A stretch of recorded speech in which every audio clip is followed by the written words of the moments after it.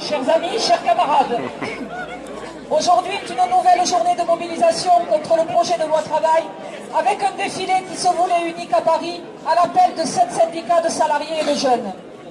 Alors que des témoignages de soutien arrivent des 4 coins de la planète, de l'Europe comme de l'Amérique latine, des délégations de syndicats belges, espagnols, italiens, suisses se sont joints à la manifestation parisienne. Cette journée nationale trouve néanmoins écho en province et particulièrement en Haute-Garonne. Tôt ce matin, des camarades commingeois ont rejoint Muret pour une action de filtrage avant de partir rejoindre les rangs de la manif toulousaine où 30 000 camarades se sont mobilisés. Ouais! Sur le chemin du retour, arrêt à Muret, puis rassemblement ici même à Saint-Gaudens où nous sommes plus de 300. Presque tous les jours, depuis plusieurs semaines, la cité des Violettes résiste. Nos camarades se couchent tard, se lèvent tôt. Toulouse résiste avec des actions convergentes entre les jeunes, les salariés, le collectif, il n'y a pas d'arrangement. Saint-Gaudens, à la mesure de ses moyens, n'est pas en reste, et on le prouve encore aujourd'hui. Pendant ce temps, le gouvernement patronal continue de se déchaîner contre la CGT. Il nous accuse de vouloir faire la loi. Nous, les syndicalistes voyous. Syndicalistes, oui, mais pas voleurs, pas voyous, pas terroristes.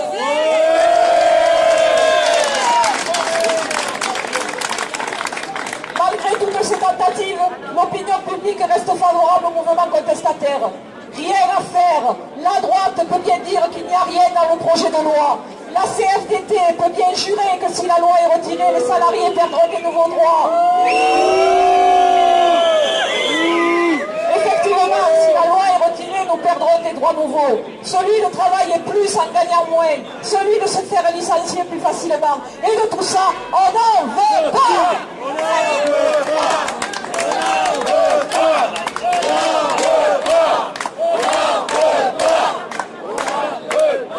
Le président et le premier sinistre peuvent assurer droit dans leurs bottes que la loi passera quand même, et le premier secrétaire du PS peut prétendre que ce sera une loi de gauche. L'opinion publique n'y croit pas, on n'y croit pas, on n'en veut pas, on n'y croit pas, on n'y croit pas. Le gouvernement, grand perdant de la bataille idéologique, tente tout son possible pour essouffler la mobilisation. Mais là encore, il a perdu. Pourtant, la socialocratie s'emploie à monter la population contre nous grévistes, pendant que plusieurs ministres nous qualifient de preneurs d'otages.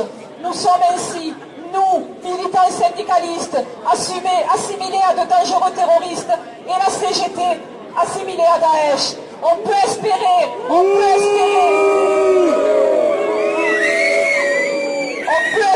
qu'ils auront un peu de retenue après les drames d'Orlando et de Magnanville. Après nous avoir accusés de nuire au redémarrage de l'économie, puis de mettre en danger le bon déroulement de l'euro, l'exécutif n'a pas hésité une seconde à instrumentaliser les inondations provoquées par la crue de la Seine et ses affluents. Les appels à la reprise du travail à la SNCF par solidarité n'ont pour seul et unique but que de présenter les cheminots comme des âmes insensibles à la détresse des sinistrés. Des attitudes et des comportements minables pour ce gouvernement maître en matière de régression sociale. En 2012, feu vert pour fermer ArcelorMittal à Florange, alors que moi, président, avait juré qu'il ne laisserait pas faire.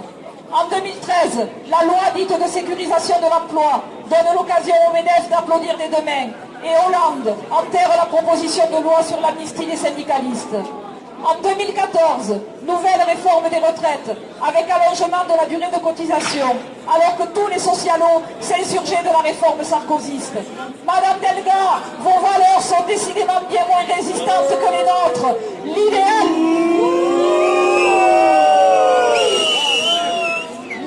politique que vous prétendiez incarner, Madame Delga, avec tous vos petits copains et vos petites copines, en étant aux côtés des manifestants pour la retraite à 60 ans, vous l'avez bien vite abandonné. Honte à vous aussi.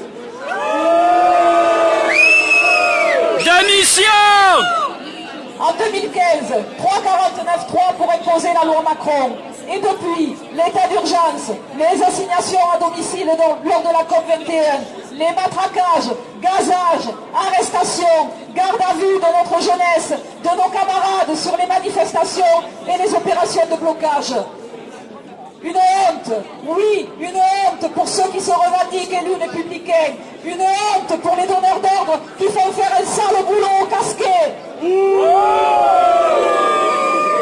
La police avec nous. Hier à Toulouse, nouvelle journée d'action, aucun bus ne circulait. Lors du blocage des dépôts de Tisséo, un militant de l'UDCGT 31 et un militant de Solidaire, connus pour être pacifiques et dont le comportement sur le rassemblement ne saurait être mis en cause, ont été interpellés, placés en garde à vue, puis relâchés en fin d'après-midi, à la fin du match qui se déroulait à Toulouse, comme par hasard. Les charges qui leur étaient reprochées étaient fantaisistes et relevaient de la criminalisation de l'action syndicale la plus abjecte. La hiérarchie policière qui a décidé de leur interpellation agit sur des ordres venus du plus haut niveau au service d'intérêts privés. La CGT, une nouvelle fois, dénonce que les consignes ont été données par le premier sinistre, voire par le président, pour détourner l'attention du mouvement social et dissuader d'y participer par tous les moyens. La répression continue, mais elle n'aura pas raison de notre détermination, ni négociable, ni amendable. Nous voulons le retrait de la loi travail. Retrait, retrait, retrait la loi travail. Retrait, retrait.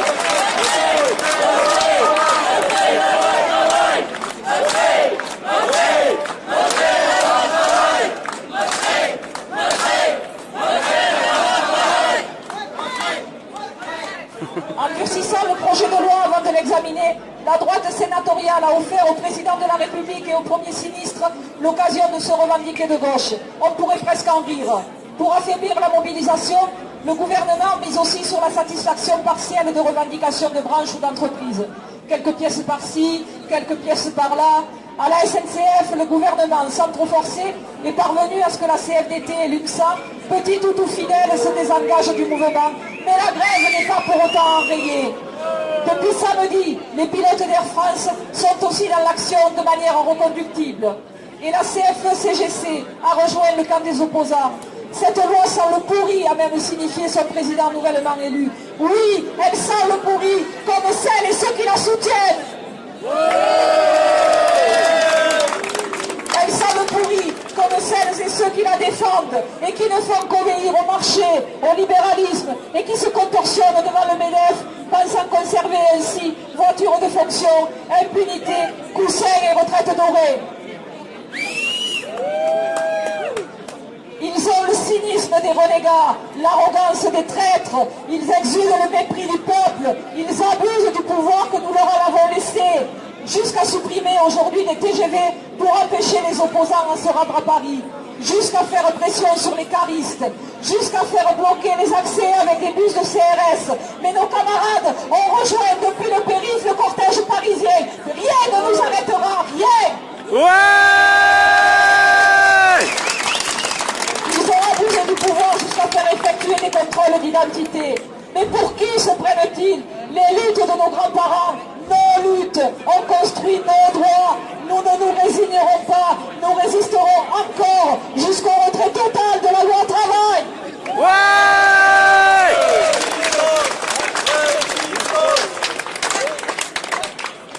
Nous ne nous résignerons pas, nous résisterons encore, car comme disait Anatole France, de notre courage et de notre persévérance dépend notre sort. Retrait, retrait la loi travail. Retrait, retrait.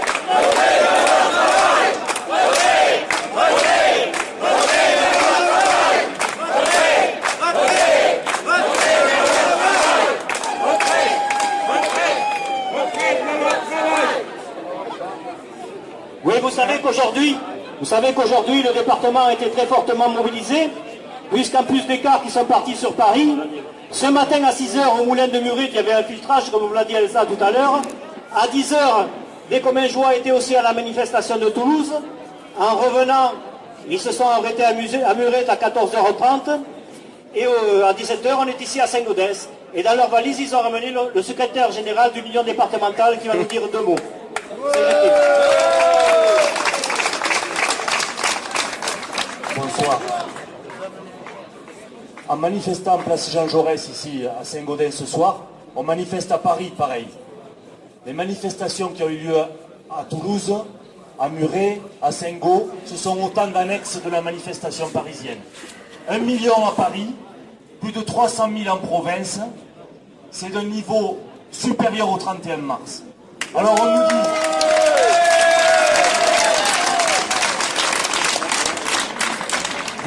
Voilà de quelle manière les salariés ont répondu à ceux qui chantent partout que la mobilisation aurait faibli. Alors ce soir, ça va être la bataille des chiffres, sans doute. On va entendre tout et n'importe quoi. Ce matin à Toulouse, avant même que le défilé parte, la police annonçait aux journalistes, véridique, il disait 3000. C'était pas possible de compter, on n'était pas encore déployés. Voilà, c'est comme ça que ça se passe. Parce qu'il y a des ordres. Les mêmes ordres qui hier ont fait que nos militants ont été arrêtés alors qu'ils n'avaient rien fait. On leur reproche d'avoir mis le feu à des palettes pour bloquer une sortie, pour faire un piquet de grève. Et si aujourd'hui, depuis 3 mois qu'on brûle des palettes et des pneus dans toute la France, il fallait mettre tous ceux qui ont allumé le feu en prison et les mettre en garde à vue, on commencera à y mettre Philippe Martinez d'ailleurs, hein, on aurait du monde.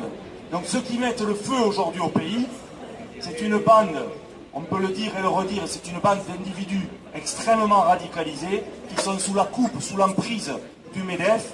Ils sont très minoritaires, ils sont 4 ou 5 qui sont au gouvernement. Ils s'appellent François Hollande, Manuel Valls, El Khomri, Macron. Ceux-là sont dangereux.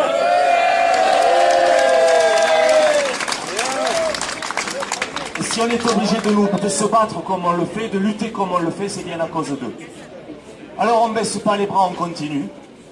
Et on va continuer non seulement jusqu'au retrait, mais en plus pour obtenir un code du travail du 21e siècle, pour obtenir une réduction du temps de travail sur la base de 32 heures hebdomadaires, le nouveau statut du travail salarié, etc. etc.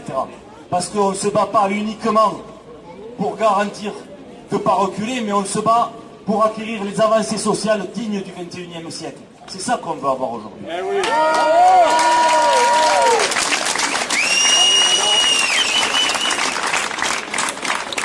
Et pour ça, il faut avoir en tête qu'on représente une force, comme jamais dans l'histoire sociale française, jamais dans l'histoire sociale mondiale.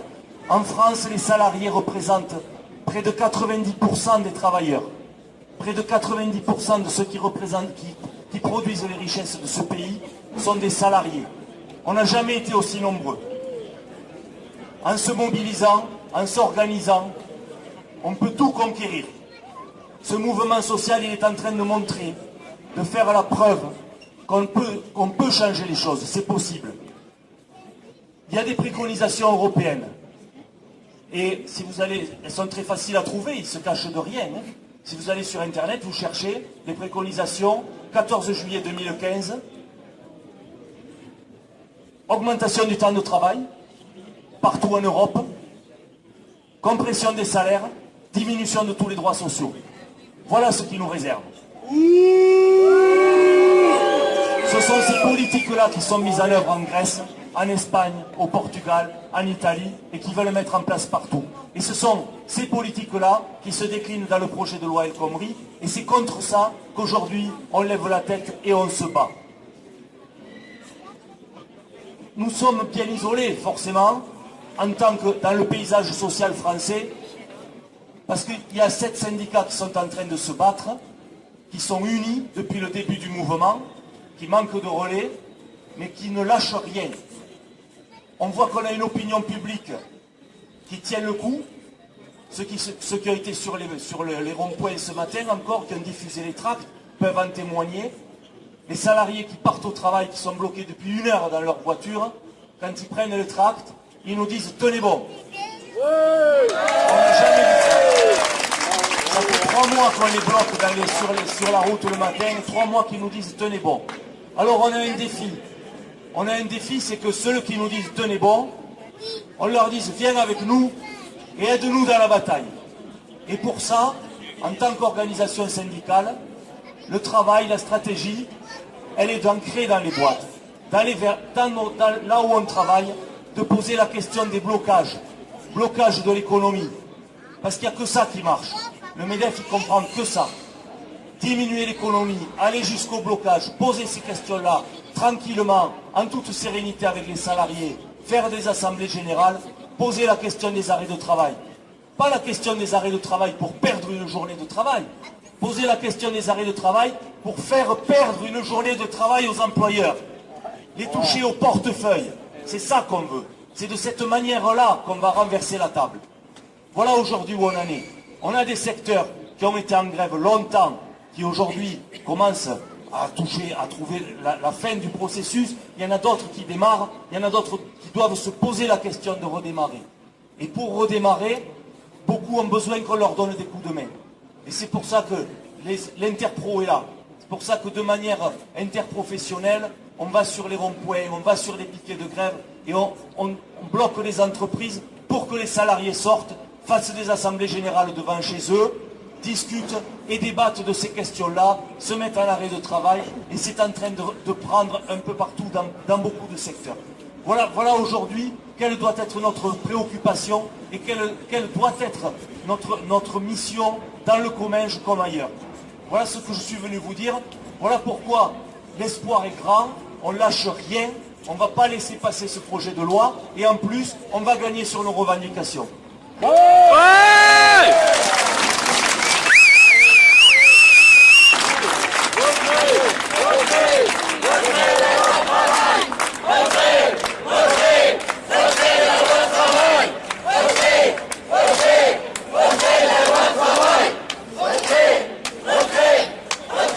Tiens le caméra.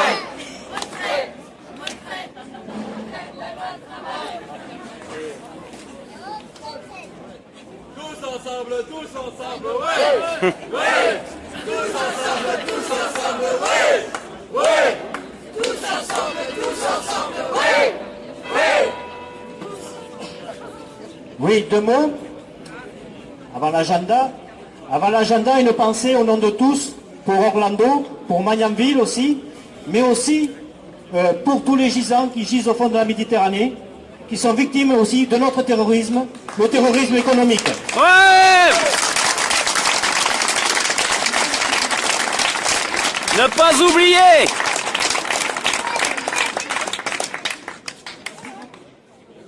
Alors comme d'habitude, sans transition, l'agenda de la semaine. Tout à l'heure ici sur cette même place, nuit debout. En suivant, ou pas en suivant? Oui, en suivant. Et je vous invite aussi jeudi 16 à 14h à la... Ouais. Alors jeudi 16 à partir de 14h au Parc des Expos, Christophe Prudhomme, le médecin urgentiste connu par les médias, etc., qui nous parlera de la réforme hospitalière, c'est-à-dire le regroupement des hôpitaux, Luchon, et ça va jusqu'à Lavore, et ce qui nous attend demain si on veut être bien soigné ou mal soigné. Donc je vous invite tous à venir, enfin tous ceux qui peuvent à venir de façon à bien comprendre les enjeux, parce que ça nous concerne directement à chacun de nous, puisqu'il s'agit de notre santé, et oui, de notre santé, et ça nous concerne vraiment très individuellement. Donc, je le répète, jeudi à partir de 14h, Christophe Prudhomme, au Parc des Expos à Saint-Gaudens.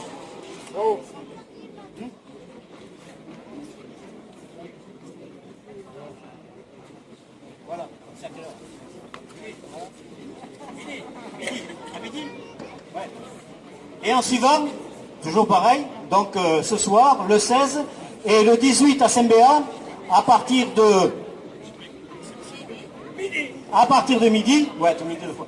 Donc le 18 à Saint-Béat à partir de midi, grosse après-midi sur l'avenir et les enjeux aussi bien de Saint-Béat et de tout ce qui se passe autour de Saint-Béat, puisque vous êtes au courant, il y a plein de choses. Et il y a aussi le casse-croûte, chacun amène son panier. Voilà, il me fait signe que chacun amène son panier. Voilà donc le rendez-vous de la semaine, je répète, tout à l'heure, nuit debout ici, jeudi 14h, Parc des Expos, Christophe Prudhomme, réforme hospitalière. Et le 18 à Saint-Béat. à partir de midi avec son panier. Et les prochaines dates où on risque de se retrouver sur cette même place? Alors le 20 à Toulouse, il y a un meeting international puisqu'on fait venir les organisations syndicales des pays qui participent à l'euro. Donc vous avez tous en tête peut-être mieux que moi, puisque c'est l'euro de foot, hein, on dit 90 minutes de bonheur, le foot et El Khomri, une vie de malheur. Donc on fera ça entre midi et 2, place Jean Jaurès, mais l'autre à Toulouse. Et puis ensuite le 23, le mardi 23, une journée internationale, le 23, pardon, il y a une journée nationale interprofessionnelle de grève et de manifestation. Et le 28, on remettra la votation citoyenne que vous pouvez signer, qui est derrière sur la table là, que tout le monde a dû signer. C'est ceux qui ne l'ont pas encore fait, c'est le moment. Donc, vous avez noté en plus sur vos agendas le 23 et le 28. Et bien sûr, pour ceux qui ne l'ont pas encore fait, votation citoyenne ici derrière. Voilà, pour ceux qui ne l'ont pas encore fait.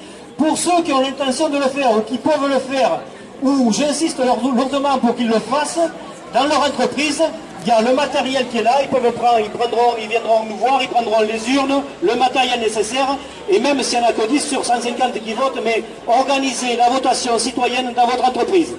Merci, et à très bientôt sur cette même place tout à l'heure pour une nuit debout, et en suivant.